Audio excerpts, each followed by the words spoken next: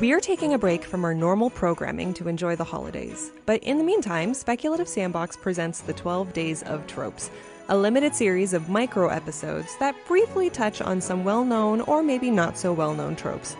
Each episode is a secret until you open it, just like a present. And who knows, maybe you'll see one of these tropes fully analyzed with a guest in the future. And if you're writing this holiday season, consider exploring or inverting what you hear.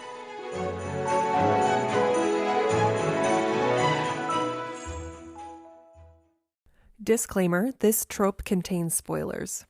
What do vampires, zombies, mythological and religious figures, Jon Snow, Gandalf, and the character Wong in Doctor Strange and the Multiverse of Madness have in common? Well, we all thought they were dead at some point in the story. Resurrection is a common trope used throughout history. The hero's journey has rebirth built directly into its structure as the ultimate requirement before the hero can truly ascend to their heroic status. Jon Snow in Game of Thrones is killed and then revived later by Melisandre. Neo in The Matrix is killed before Trinity revives him with true love's kiss, which to this day, I still don't know how I feel about that.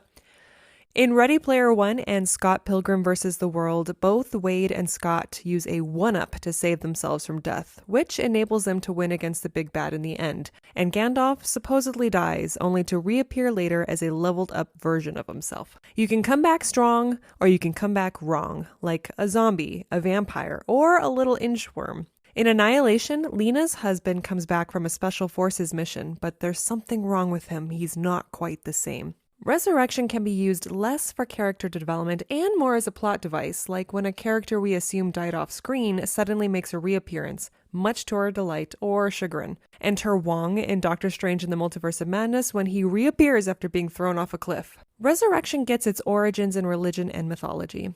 James Frazer associated the motif with fertility rites surrounding the yearly cycle of vegetation. Greek mythology is a great example for this. Persephone goes down to Hades every year, leaving her mother Demeter devastated and thus creating the seasons. Then there's the resurrection we witness every single day, the sun. At night, Apollo dies as the sun descends beneath the horizon, only to be reborn the very next morning. Dionysus, the son of Zeus, was a child torn to pieces by the Titans who lured him with toys, then boiled and ate him. Dionysus' grandmother, Rhea, managed to put some of his pieces back together and brought him back to life. Scholars continue to be fascinated by the cult of Dionysus, who was believed to perform human and animal sacrifices by tearing apart their victims. Sadly, their victims did not come back to life, but the hope was that their crops would. In addition to ancient Greek religion, resurrection is present in Near East religions, Buddhism, Christianity, Hinduism, Islam, and Judaism. But since this is a speculative fiction podcast, let's move away from history and theology for a bit and let's look at some technological resurrections. The Cryonics Institute promises, quote, a second chance at life as the world's largest provider of whole-body cryonics.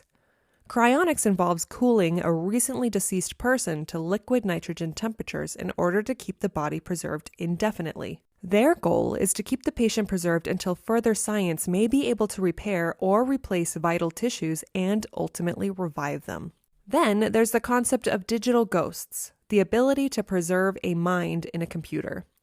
According to an unheard.com article, Microsoft filed a patent to access social data such as images, social media posts, written letters, and so on, quote, to create or modify a special index in the theme of the specific person's personality. This could then be used to train a chatbot to converse in the personality of the specific person, while a 2D or 3D model of a specific person may be generated to go with it. This instantly reminds me of an episode we previously did on the technological singularity called Runaway AI, so check that out if you want to learn more about this.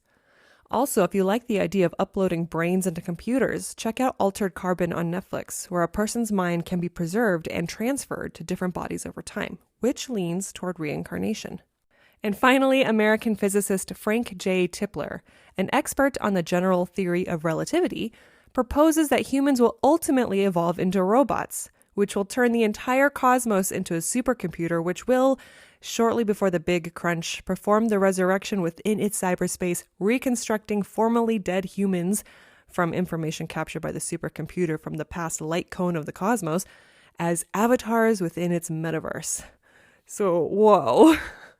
So for the writers and speculative fiction lovers out there, what's your preferred form of reincarnation? Do you like things mystical, fantastical, or scientific? Tell us all about it by jumping onto our Instagram and our TikTok. Speculative Sandbox is a volunteer-run podcast that relies on the collaboration of fellow creators like you. Join the conversation and participate in fun polls and questionnaires on TikTok, Instagram, and Twitter. Interested in being in a future episode? Our DMs are open, or you can email speculativesandbox@gmail.com.